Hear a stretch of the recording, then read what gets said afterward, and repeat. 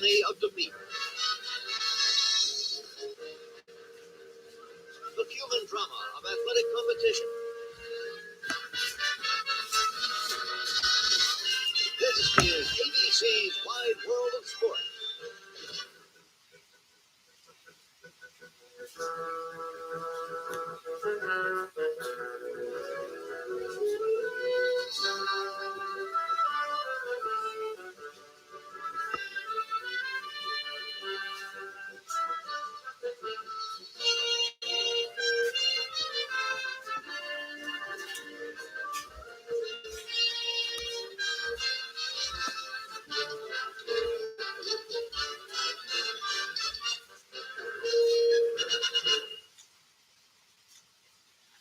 And a good evening to all of you watching out there in YouTube land. This is Scott Manning coming to you live from Scott Manning YouTube Sports Talk. It is now time for the weekend wrap-up. I decided to do a quick experiment with the show. I will retitle the show and I will re-edit the show right now here if I can get a chance to do that. Let me see if I can go ahead and take care of that right now. And I am just so glad that you guys were with me here tonight to see the show. And I hope everything worked out for the best. And the bottom line is this. It is going to be a great show tonight. We have a lot to talk about. And I am so glad you guys are with me tonight for the weekend wrap-up show. I want to thank you guys so much for being with me. And let's get right to the show. And we have a lot to talk about here in about the next half hour. Folks, I'm going to get the sad news out of the way. Longtime legendary college football coach Bobby Bowden has passed away at the age of 91. He was a legendary coach in his own right. He passed away after a long battle with COVID-19. It is a sad day in the world of college football. But think of what Bobby Bowden has done. 2 national championships, 12 ACC regular season time, 12 ACC championships in the conference, 377 career victories. He guided Florida State to a 3-15, 98-4 record in all those years at Florida State. And when he retired in 2009, he ranked first amongst active coaches in win percentage in bowl games with 68.8%. He was second in bowl victories with 22 and second in bowl appearances with 33. He led his teams to 27 consecutive bowl games in 27 seasons. That is incredible. And that also includes a remarkable 15 straight New Year's Day bowls.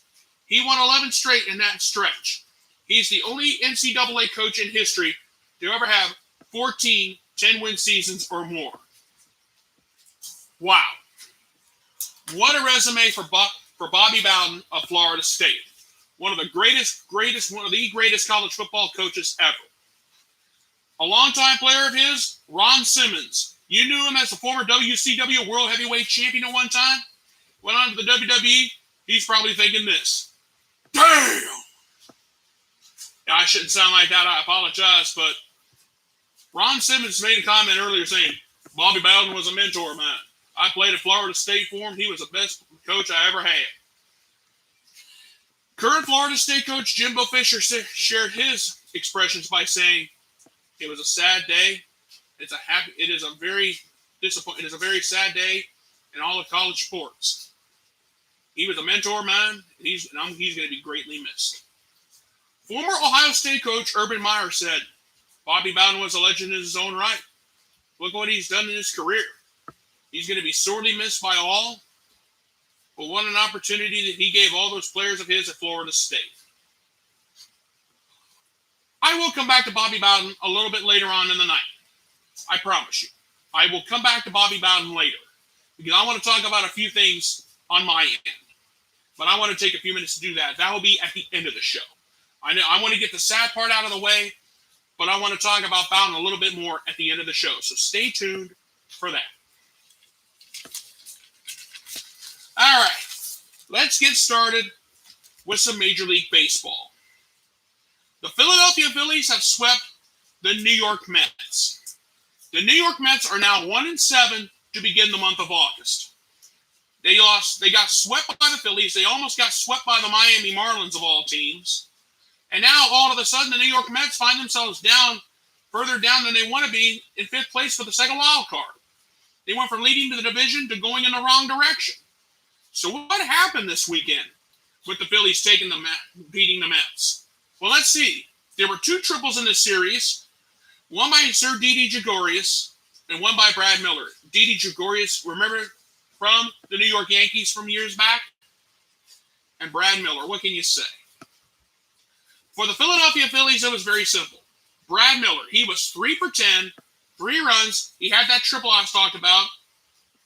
And he had 2 home runs, 2 RBIs, 4 strikeouts. Bryce Harper, he may have been 2 for 10 for the series, but he had 2 runs. He had 2 home runs, 3 RBIs, but he struck out twice. Gene Segura, he was 3 for 10 with a home run, an RBI, and a strikeout. Abdul Herrera, now he didn't play the whole series, but I'll grant you. 3 for 7 with a run, a double, a home run, and 3 RBIs. Where can you go wrong? Now, what's been going on with the New York Mets? Remember Javier Baez that the Mets got from the Cubs at the trade deadline? Well, Baez hasn't done much. Here's a case in point for this series. He was 2 for 9 with a walk and 3 strikeouts. Pete Alonso. Oh. He was 0 for 7 with 2 walks and he struck out 3 times. Dominic Smith. He was 1 for 8 for the series with an RBI, but he struck out twice. And Brandon Nimmo, 2 for 11 with a run, a double, 3 walks, and he struck out twice. I'm going to do some quick math while I'm thinking about this here for just a second here. You know, I want to take a look at I want to crunch up some more numbers that I never thought about this, but it needs to be done. Let's see, 16, 23, 34. Those 4 hitters for the New York Mets I've mentioned, they were a combined 5 for 34 for the series, and they had 10 strikeouts. That's giving you an idea of what's going on with the New York Mets. And these were just these 4 players. I'm not talking about as a team here. Right now, the New York Mets are going in the wrong direction. They're 3rd in the NL East, 2.5 games back of the Phillies and the Braves. And they're 1-7 since the start of August, like I said. And on Sunday, when the Mets had a chance to maybe get a game back, Zach Wheeler threw a complete game 9-inning shutout with 2 hits, a walk, and struck out 11. That was today. But what now? How in the world have the Phillies come back from struggling to being somebody? Let's see. They're in first place in the NL East. You got Gene Segura. He's hitting 308. You got Bryce Harper. He's hitting 305. That's all you need to know right now. And it's just absolutely unbelievable what I have seen so far. It is incredible. And I'll tell you what. Could the Philadelphia Phillies come out of nowhere and take the National League East? It's looking that way right now. The New York Mets are struggling. They got Francisco Lindor at the start of the season. They forget, he's going to be the big savior. He hasn't done much. Javier Baez, the Mets got him at the trade deadline. Unbelievable. And that's all you can say. The Phillies right now are looking great. They're playing great ball right now. And everybody's saying, I know the National League East is weak. But right now, either the Phillies, the Braves, and the Mets can win it. And could the Washington Nationals come out of nowhere? I doubt it. But you might not want to sleep on them. Bottom line. Okay. Let's go ahead and move on. This is an important one, and I need to talk about this. The San Francisco Giants took 2-3 from the Milwaukee Brewers. What is going on with the Brew Crew? I'll get to that in a minute. But the San Francisco Giants really showed me a lot. I mean, Austin Slater, he didn't play the whole series. He was 1 for 6 with a run, a walk, and a strikeout. Chris Bryant, remember Bryant? The Giants got him right at the buzzer at the trade deadline. He's really performed. 4 for 13 with 2 runs. He had double in the series, an RBI, 2 walks, but he did strike out twice. Brandon Crawford, he was 4 for 12 with a run, a double, 2 RBIs, and he did strike out twice. Mike Yastrzemski, yikes, I should not have given him any love at all. He was 1 for 11 with 2 strikeouts, and that was it for him. So has Chris Bryant been the difference maker? I say yes. Now, I know it doesn't look like he did much. He went 4 for 13 for the series. Right now, Bryant's hitting 272. So has Chris Bryant been a difference maker? Yes. He's already hit a home run for his new team. Think about that. And the Giants have a 4-game lead over the Los Angeles Dodgers in the National League West. And also, too, the San Francisco Giants own the best record in all of Major League Baseball right now. And I'm going to address that later in the show. So stay tuned for that. Well, what's going on with the Milwaukee Brewers? The Brewers lose 2 of 3 from the Giants, but they've got the Cincinnati Reds hot on their tail. And the Reds are trying to get that second wild card. And I'm going to address that here in a bit. So what has happened with the Brewers? Well, right now, the Milwaukee Brewers are only hitting 227 as a team. You want the extremes? I got them for you. Avisail Garcia, he's hitting 266 right now. Jackie Bradley Jr., his batting average is only 176 right now. So you want to talk about the extremes in Milwaukee, you got it. That's part of the reason why we're only seeing a 227 batting average from the Milwaukee Brewers. That's at the bottom of the National League, people. And you don't want to see batting average numbers like this going into late August, possibly into early September, when division crowns are up for grabs. The Cincinnati Reds are still legit. They are legitimately alive. They've won 5 in a row. I mean, right now the Reds, they're 8-2 in their last 10 games. That's something to think about. And I'll tell you right now, we could possibly see a Reds-Brewers showdown for the National League Central. I can't believe I'm saying it. And that's the truth of the matter. But the Giants, they're the hottest team. They're the hottest team in baseball right now, baby. And that's all there is to it. And that's the truth of the matter. And everybody's saying, Scott, why do you care so much about everything? I care about it because I want to see some teams make a name for themselves. That's why I do this. All right. Now, I want to talk about something here real quick. The Chicago Cubs got swept by the Chicago White Sox in a battle of the Windy City. Sunday night's game, that 9-3 blowout, was one of the prettiest things I've ever seen. I shouldn't sound like that, I'm sorry. But you've got some guys who know how to make some noise. And I'll tell you this. What I saw Sunday night on ESPN was really something to think about. And there are a couple of players, there's one player in particular I want to address. And I'll get to that in a minute. First things first, for the White Sox, I didn't even bother to write the Cubs numbers down because the Cubs, I don't recognize half these people, and I don't recognize half of them since they're fire sale. And I'm going to get to a couple of teams here in a few minutes. All right, let's get to that. For the Chicago White Sox in this 3-game set in the Battle of the Windy City, Tim Anderson, he was 4 for 15 with a double, 2 runs, a home run. That home run was in the very first pitch of the game on Sunday night, by the way. He had 2 RBIs and he had 5 strikeouts. Adam Engel, he was 4 for 9 with 3 runs, a double, a walk, but he did strike out 4 times. Jose Abreu, Mr. MVP in the minds of the many in Chicago and in the American League. He was 4 for 14 with 4 runs, a home run, an RBI, but he did strike out twice. Eloy Jimenez. I mentioned him because he's only played in 9 games in all of 2021. But in this series against the Cubs, he was red hot. Eloy Jimenez, he was 6 for 11, 3 runs, 3 doubles, 2 home runs, 5 RBIs, a walk, and a strikeout. Tony La Russa needs to give him some more playing time. Jan Moncada, he was 2 for 8, a run, a double, 2 RBIs, a walk, and struck out 3 times. I want to ask Tony La Russa something while I'm thinking about it. Why in the wide world of sports, and also in the wide world of Major League Baseball on the south side of Chicago, is Eloy Jimenez not getting more starts? Why is he not getting any more chances? He's only played 9 games, and in a 3-game set against the Cubs, I grant you the Cubs are pathetic. Right now, they're in the bottom 5 and struggling, going in the wrong direction.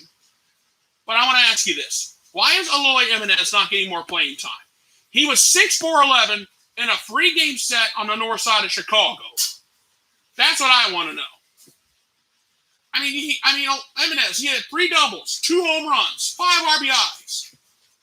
Tony La Russa, you need to give him some more playing time. That is exactly what you need to do. Now, I know some of the other guys are coming back from injury and COVID-19 and all that crap. But give Jimenez some chances.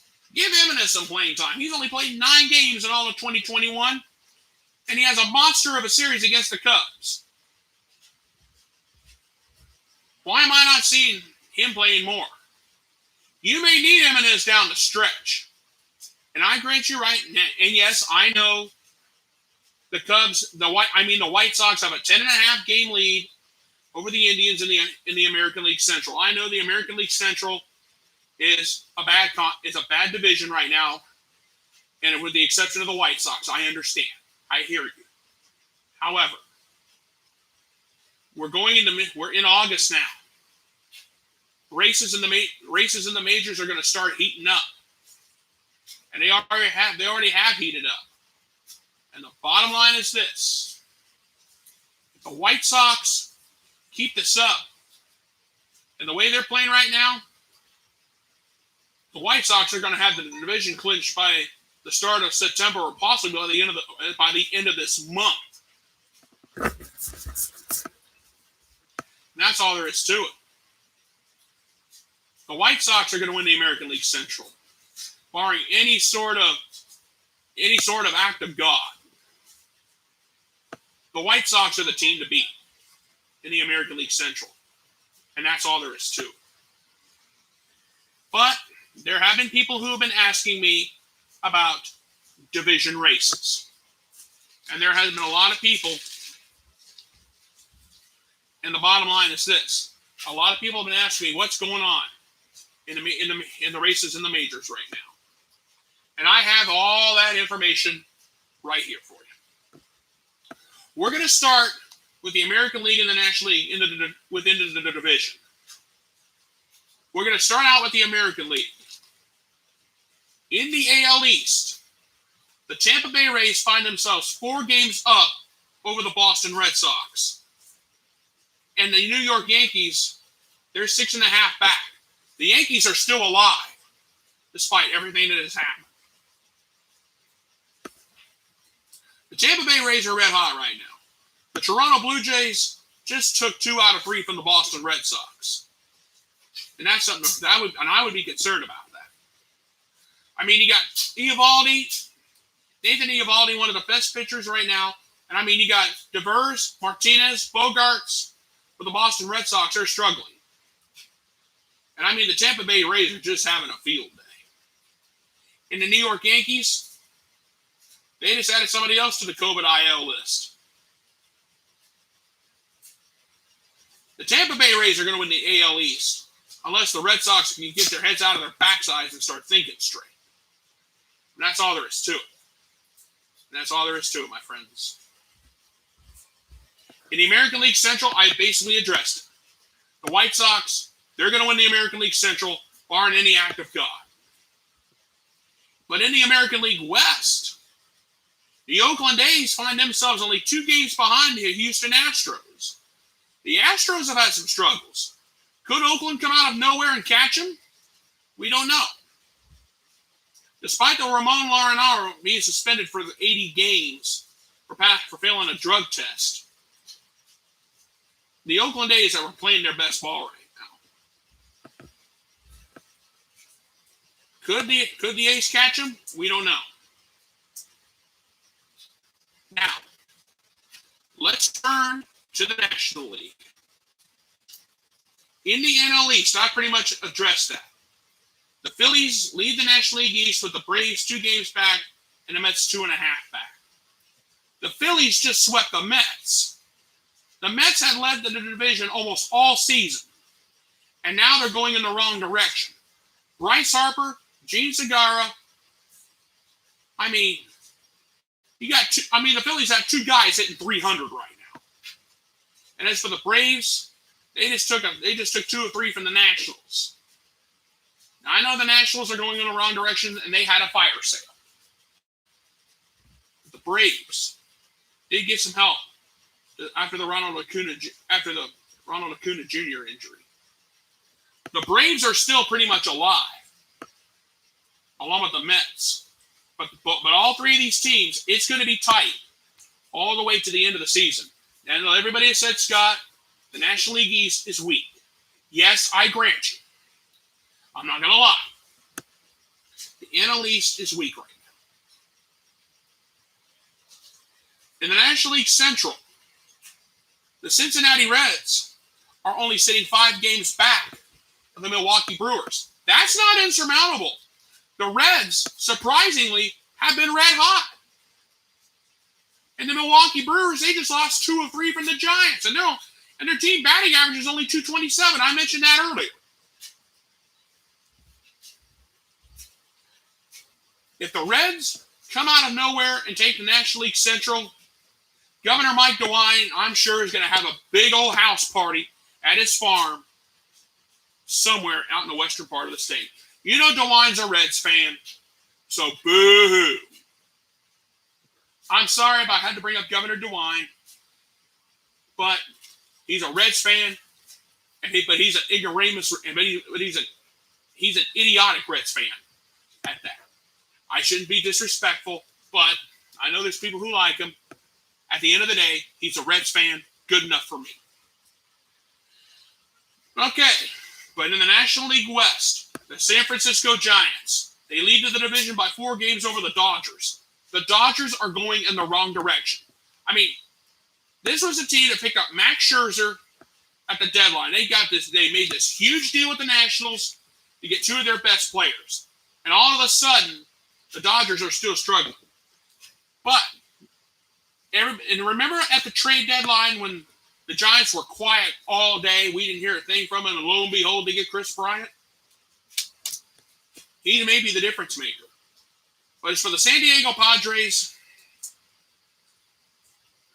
Fernando Tatis Jr., he's had some struggles, along with the rest of the Padres, and that's all there is to it. So that's your division races right there. And people are asking me, what about the wild card? It's not too early, people, to be thinking about the wild card. We're into the beginning of August time. So, in the American League, if the wild card playoffs were to start today, it would be the Oakland A's and the Boston Red Sox battling it out in the wild card game. However, the New York Yankees and the Toronto Blue Jays are not that far back. The Blue Jays just swept the Red Sox, and the Yankees took 2 or 3 from the Seattle Mariners. That is something to think about. The Yankees have had COVID issues almost all season. The Boston Red Sox have dominated the AL East, and then right coming out of the All-Star break, they've been going in the wrong direction. That's what's going on. And that's all there is to it. Bottom line. All right. In the National League, this is going to get interesting. If the National League wildcard game was to take place, it would be the Dodgers and the Padres battling it out. However, the Cincinnati Reds have been on a red hot streak. They're only 2.5 back of that second wild card spot. If they get that, look out. Is it too early to be thinking about could the Reds make a run? They could get that wild card spot. That would be huge. But keep in mind, the Reds, if they can get that spot, and they could possibly even catch the Milwaukee Brewers coming down the stretch. Keep that in mind. Now that's the American League wild card. But what about the best record? Everybody's been approaching me saying, Scott, who has the best record? Well, I've broken it down by division and overall. Let's begin with the American League. In the American League, the Tampa Bay Rays own the best record. Not by much, by 2 games over the White Sox and the Astros. The Oakland A's and the Boston Red Sox, they're only 4 games back. So it's not insurmountable for any of these teams at all. In the National League, the San Francisco Giants, they own the best record in the National League and the best record overall. I'll get that out of the way now. The Los Angeles Dodgers, despite the fact they're battling for a wild card spot, are only 4 games back. The Milwaukee Brewers, they're 5 games back. The San Diego Padres, they're fighting the Dodgers for a wild card spot. They're 7.5 back. And the Cincinnati Reds, face it, they're not going to get it. They're 10 games down. And the Philadelphia Phillies, they're 12 games back for the best record in the National League. I've never seen this. Why am I talking about the Phillies? I mean, they're like 4 or 5 teams down, and they have the best record in the NL East right now. That shows you how weak the division is. Think about that. But overall, the San Francisco Giants own the best record in baseball overall. The Tampa Bay Rays, they're only 3 games back. That's not insurmountable.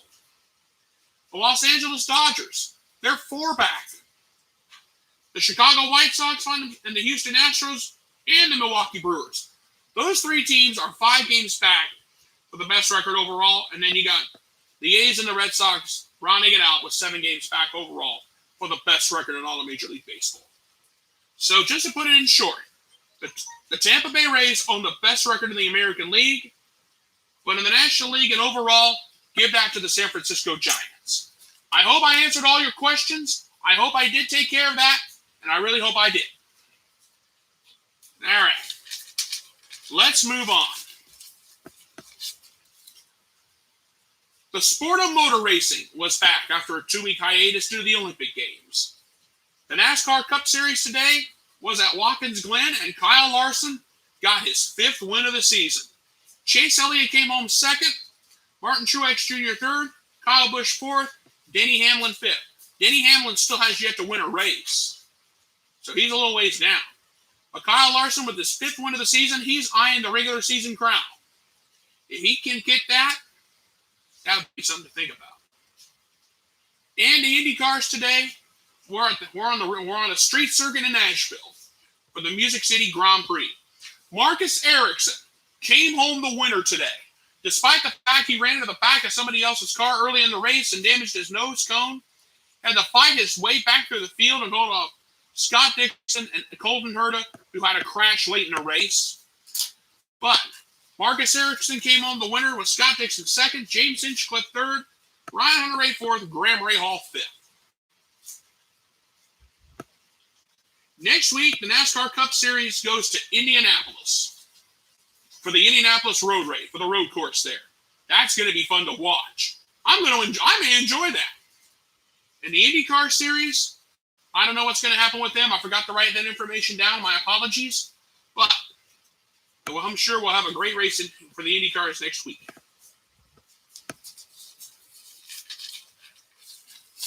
Well, everybody, all good things must come to an end. The Olympic Games in Tokyo have come to a close, and the United States dominated the medal count with 113, and we nicked China on the final day to claim the most gold medals. The United States had 39 gold, China 38. It took us all the way to the end, But let's think about what's happened.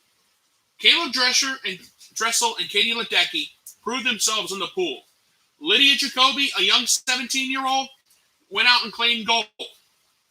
Despite everything that happened with Simone Biles in gymnastics, the rest of the United States women stepped up and took gold and took medals in individual events. Simone Biles did claim a bronze on the ballot in the final event.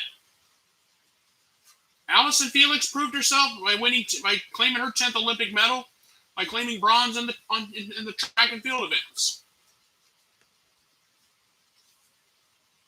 And the host nation, Japan, proved themselves in baseball against the United States by taking gold over the U.S. with a 2-0 shutout. And yes, despite the empty stadium, the Japanese did have a party. Now the Olympic Games are over for another 4 years. The Summer Games are over. A lot of medal winners and a lot of people, a lot of Americans we would never think of are taking home medals. Lydia Jacoby was the first one that stuck out. Katie Ledecky proved herself in the pool. And some of the women of gymnastics really inspired a lot of women everywhere. The United States women in soccer struggled as Canada took home gold. The host nation, Japan, did pretty well.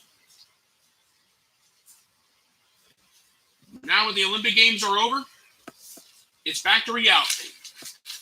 And NBC, they've done a fantastic job.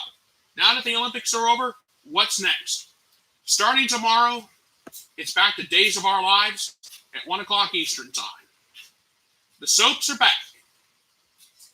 That's all there is to it. And now, ladies and gentlemen, it is now time for my closing thoughts. As we remember the man Bobby Bowden and all the great moments at Florida State, I still can't stop and think about the wide right, wide left stuff that happened against Miami every time Miami played Florida State. Every time there was a game-winning field goal for Florida State, it'd either go wide right, or wide left. I know it's hard to get the words out, I grant you. But Bobby Bowden is a legend. 2 Heisman Trophy winners, 3 players in the College Football Hall of Fame. Where can you go wrong? As I think about Bobby Bowden and his great career, and the great career that he had, his son Terry would go on to coach at Auburn. And when Bowden retired, he handed it over to Jimbo Fisher. Florida State football had some struggles, but they proved to everybody why they're always fun to watch. It's going to feel different if I ever get a chance to watch Florida State Seminoles play, it's going to feel different not having Bobby Bowden around. Bobby Bowden, thank you for the memories that you gave all of us.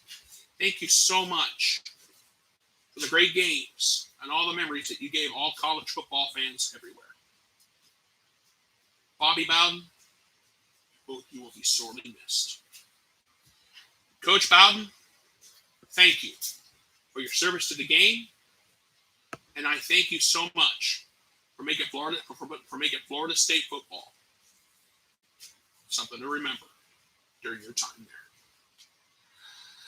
Okay, everybody, that's it for me tonight. I'm going to go ahead and get on out of here. I want to thank you guys so much for being with me here on this night. Please subscribe to my YouTube channel. My name is Scott Manning. All you have to do is type my name down, scroll down, look for this pretty face, click subscribe, and you'll see all the sports videos I have done so far. I want to thank you guys so much for being with me here on this night. You guys have a great night. Thank you so much for being with me, and God bless. Good night, everybody, and I thank you.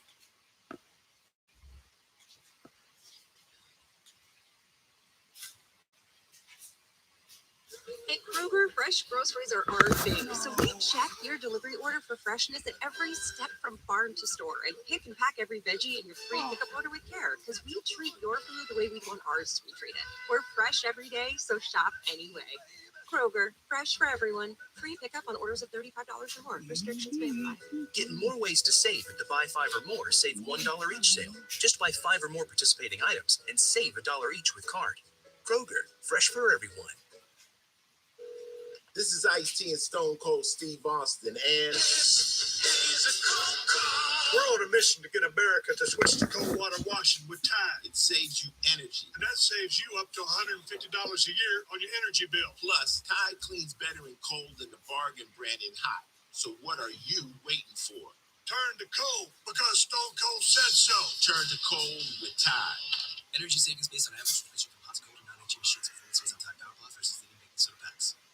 Visit one of our Columbus area Sbarro locations and get any 2 extra large slices of our handmade fresh New York style pizza for $5. We're located in Turkey Hill in Columbus, Delaware, New Albany, and Urban Crest. This 2 for $5 Sbarro offer is for a limited time only, plus applicable tax.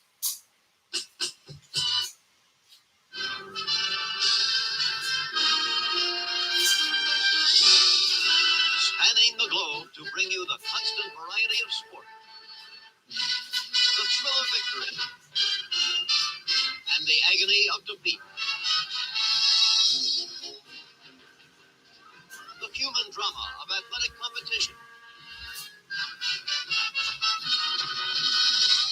This is ABC's Wide World of Sports.